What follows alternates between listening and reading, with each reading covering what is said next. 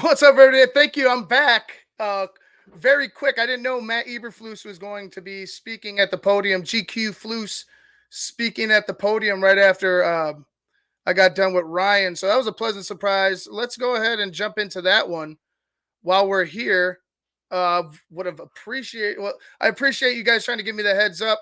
I didn't see it until late, but let's go ahead and see what GQ Flusy has to say. There you go. I like it, though. I like it. Enthusiasm. Okay, since we met last, we had 3 new coaches that we hired. Okay, so Brian Bing is our assistant D-line coach.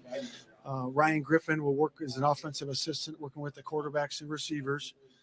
And Matt Pease will be our defensive analyst.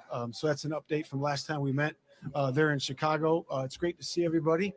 Looking forward to the combine and getting onto the process of evaluating these guys. It's always really our first touch, working with these players and getting to know them personally. That's a big part of it. And it's a small part of it, though, because then you work on to your pro days, you work on to your 30 visits. And then from there, you really work on to get to know the guys as we go from there. But we're excited about it. And again, Ryan already talked about it this morning. We don't have no big news for you today. We're going through the process right now of really just figuring out the opportunities that we do have and potentially have, and then learning these players as we go through this process. So with that, I'll open up the questions.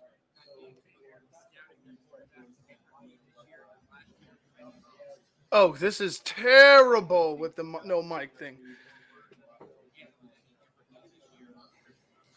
No, I think you do it the same every year. You want to have a thorough evaluation on all the players because you go back to those and you look at those evaluations.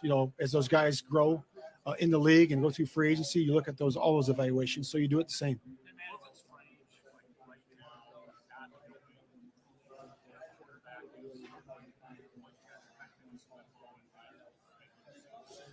It's really about this time of year, right? So you're in the process of formulating a whole new roster. You got your spots that you got to fill, and you're always looking at that every single year. And to me, it's about formulating that as we go through this free agency, and then filling the holes with the draft. And then really, it's about the coaches now developing that talent, and then putting everything in place, and then building our football team once we get into the off-season program. So that's what I'm most excited about.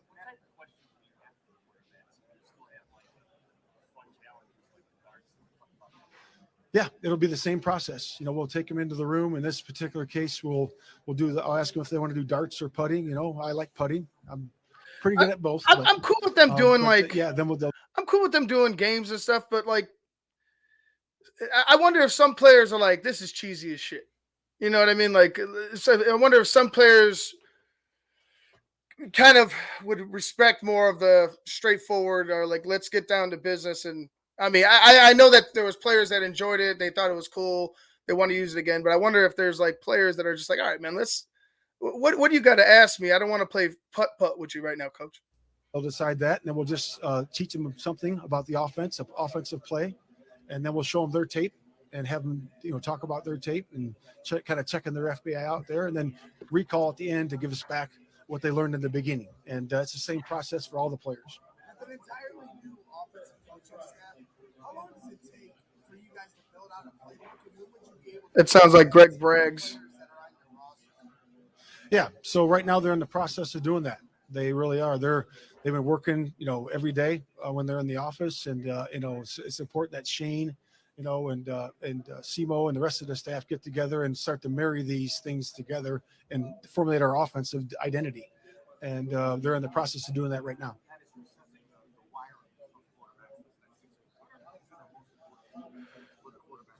Yeah, the wiring of a quarterback obviously is number one is leadership. You have to be a great leader. You got to be resilient. You got to be able to handle criticism. And then obviously the physical traits. That's a big part of it. The accuracy, the timing, the platform, all the things you talked about with that, and then being a winner. That's what it comes down to. All these teams that do things at the end of the season, they have winners at the quarterback spot.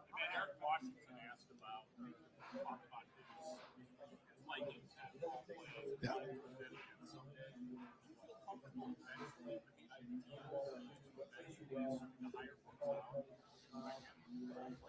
Yeah, I think that's evaluated every single year. right? So it's at the end of the year, you'll evaluate that. And if that's the best move for the Bears, we'll certainly do that. And and what we're doing right now is what we think is best for the Bears.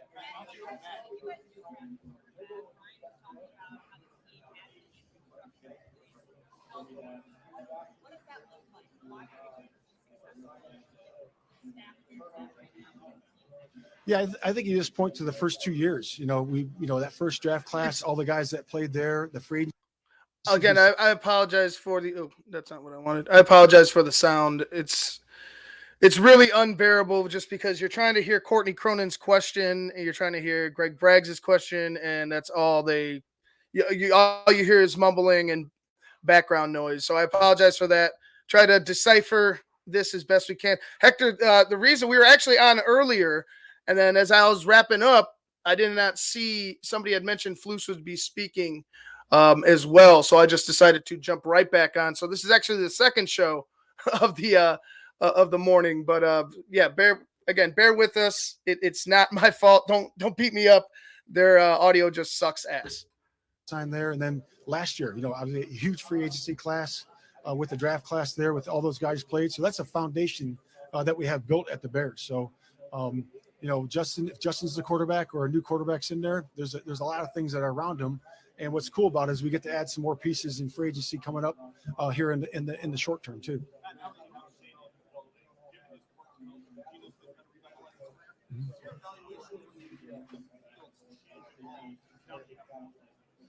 No, he was asking if the evaluation of Justin changes with now, I believe, with adding Shane Waldron because of the Geno Smith connection. You got Geno Smith to become comeback player of the year and really save his career in a sense from where it was.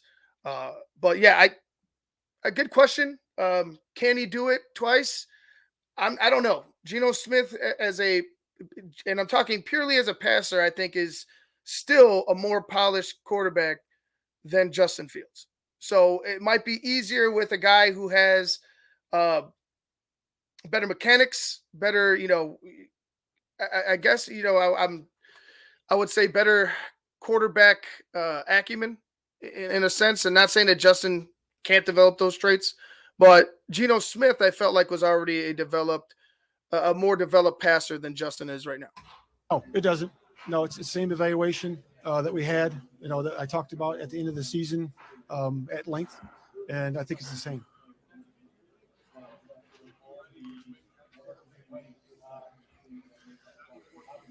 Yeah, we're in the process of building that team right now. So again, we'll have a lot of work to do between now and April 15, and then April 15 all the way to June 15. So there's a lot of work there to be done. I see it as a natural progression to our building of this franchise, and we're certainly excited about that.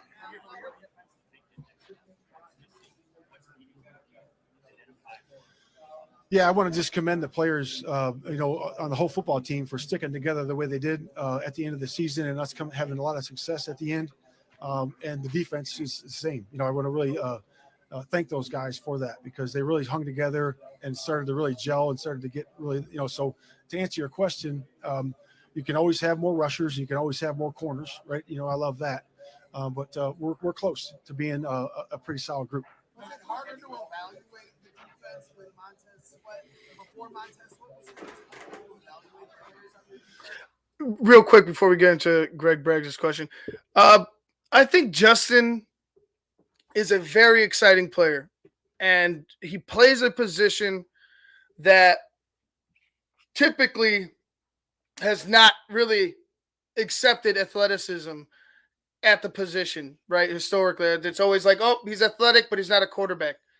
Justin has quarterback traits, right? Justin can be a quarterback, but he has fatal flaws in his mechanics and some of his decision making that caused me to have caution, because the exciting is yeah, he could definitely go ahead and turn some heads with with his play, but the consistency of his play at the quarterback position is the biggest question in my eyes, and I feel like that is the biggest question in Chicago's mind as well. So, is he a dynamic player? Absolutely. Can he become something spectacular in the league, there's still time. But are we talking about him being a dynamic quarterback? It's just not there right now. No, I don't think so. I mean, obviously, when you have more pass rush, the timing and the rhythm of their passing game certainly changes, but I don't think so, Jason.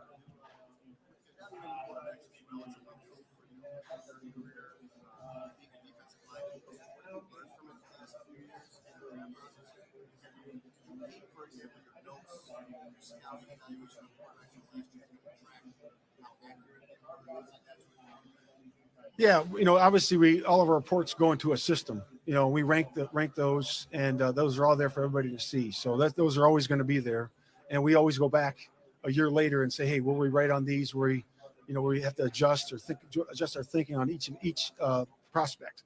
But I've been looking at quarterbacks all my life, and I know what a good quarterback looks like and what's hard on the defense, and a guy that has the ability to create, a guy that has the ability to throw with timing and accuracy, and the guy that can move the ball on the field when it's critical moments, like on 3rd down, 2-minute, all those critical moments. So I've always looked at that, and that's been a fun process for me.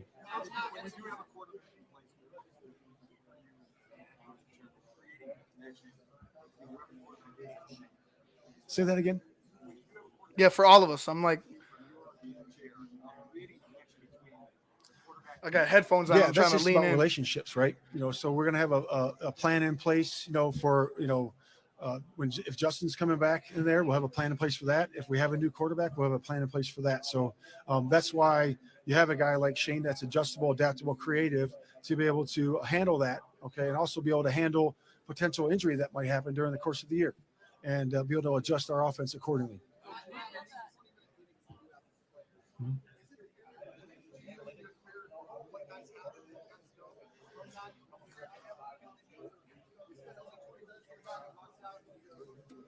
Yeah, that's a very small piece of it, Pat. I would say that you really can't glean that from that, but you can by talking to the coaches, by watching the tape, by going out to the pro days, spending the 30 visit with him when he comes on campus. You get to spend the whole day there. So I think when you chunk all those touches together, I think you can do it then, but not with just the one.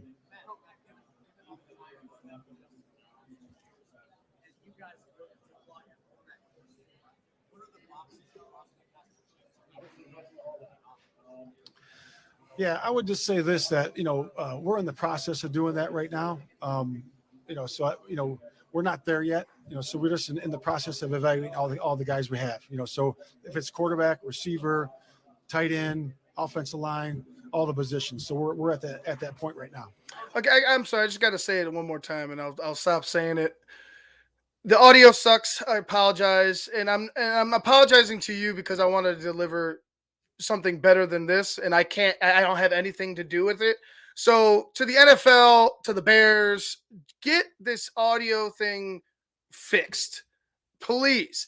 Have a runner with a microphone or something to that effect to give the media people, media reporters, a voice that we can actually hear instead of very faint whispers of something that I have to struggle to listen to, and then we hear a answer that we have no idea the question, what the question was. So it's very frustrating right now. I apologize. NFL, Chicago Bears, just be better on that end, please.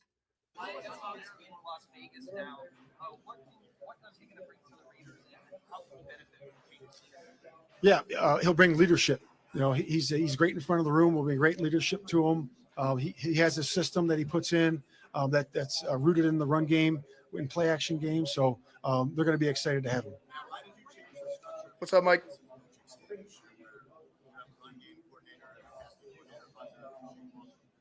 Yeah, that's a great question, and I really think it's important so they're all cohesive. I really sat down and met with all three of those guys individually and at the same time, and our offense is going to be a direct reflection of those three relationships. How we coordinate the run, the pass, and overall coordination of those in situations during the course of the game. So I think that's why we did it, and I know that's why we did it, and it's going to be exciting to watch going forward.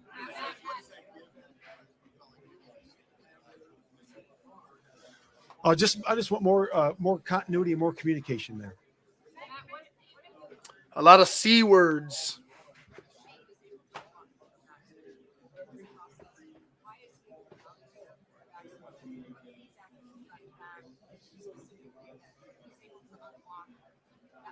Yeah, I had a real long conversation with Pete, when that whole thing went down and we were in the interview process, and he just gleaned about Shane and talked about him at length about his ability to adapt and adjust and what he did with the quarterbacks that were there in Seattle. So I was very comfortable moving forward with Shane in that, and it's really about his track record, right?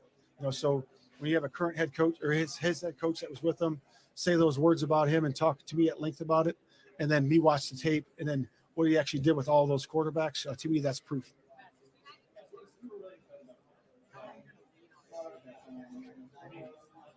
Yeah, like you would any offensive coordinator, right? You're going to lean on the process of that because, obviously quarterback's the leader of the offense along with with the offensive coordinator. So yeah, heavy for sure.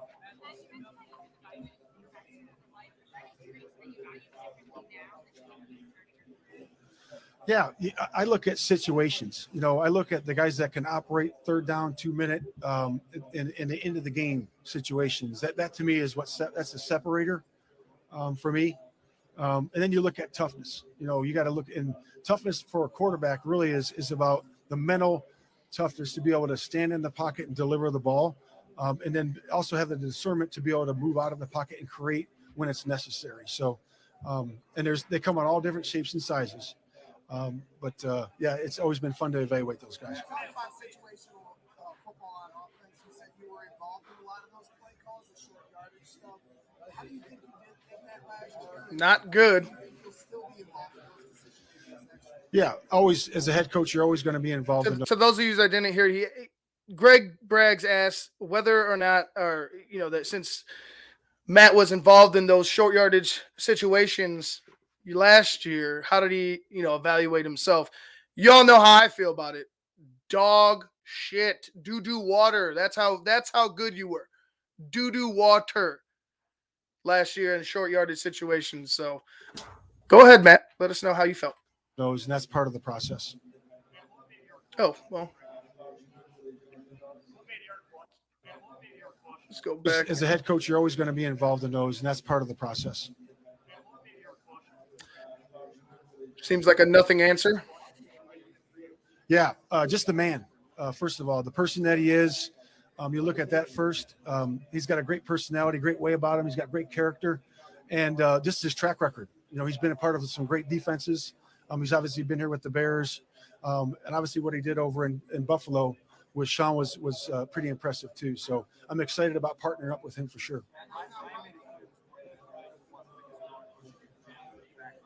Yeah. Yeah, a lot. So I'm so proud of Jalen, the way he improved and the way he really took the challenge to be a ball guy, and he certainly did that.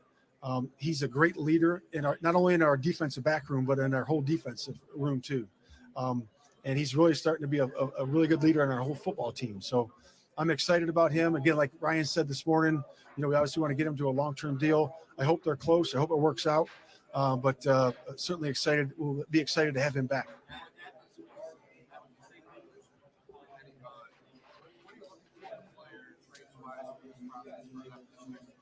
Yeah, you're looking for a guy that pairs well with him. Jaquan is a guy that's a strong safety. He comes down, man's tight ends. He's a big hammer. The guy that we'll be looking for has got to have athletic ability. He's got to have range. He's got to have great communication skills. And he's got to have ball skills. We want all of our guys to have the ability to take the ball away. And he has to have that too. And then eventually grow into a leader. If it's a free agent, he's going to have to feel the temperature of the room and then and dive into the leadership role. And if it's a rookie, he's going to have to develop that with the other guys.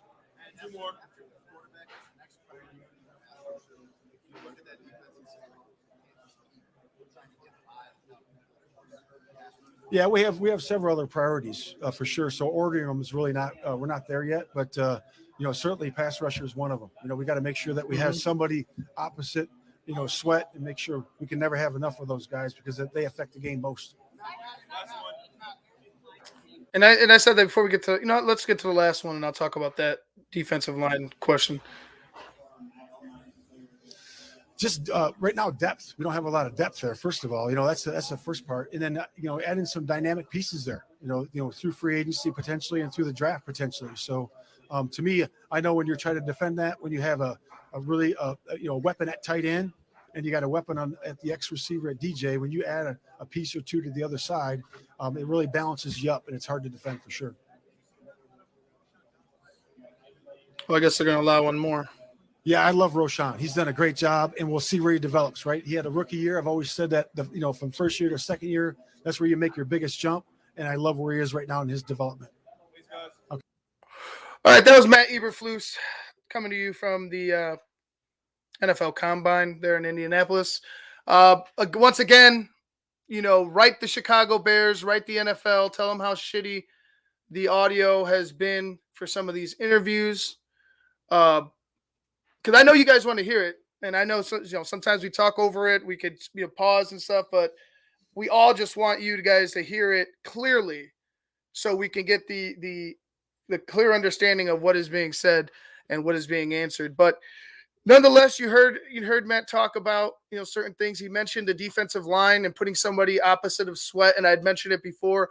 I totally agree. And if they go ahead and get some of these big names out there, if they don't get franchise tagged, or if they're able to just bring them in, I still think that they need to look to adding a younger guy in the draft, wherever that may be. I think a trio is better than adding another guy and then adding some okay players behind them. If you add a guy who you really think that can develop into a good pass rusher later in the draft, maybe if you get a second round pick for trading a pick or whatever, third round, maybe second round, if you could get back there, I would be very happy with the situation on the defensive line when it comes to pass rushers. If the Bears went and did that, sign a veteran and then make sure they invest in the future with a younger pass rusher. All right, guys. Now this time for reals, I'm gonna get out of here. I got to get ready for work. I don't think Kevin Warren's gonna jump on the mic anytime soon. So hopefully I'm out of the woods here with these interviews. Anyway, make sure you like, share, and subscribe to the Tape Never Lies Network. Make sure you become a patron today at thetapeneverlies.com. There's going to be all sorts of great tape being broken down. I'm breaking down the defensive linemen right now, cutting up some tape from the potential draftees come draft day in the NFL.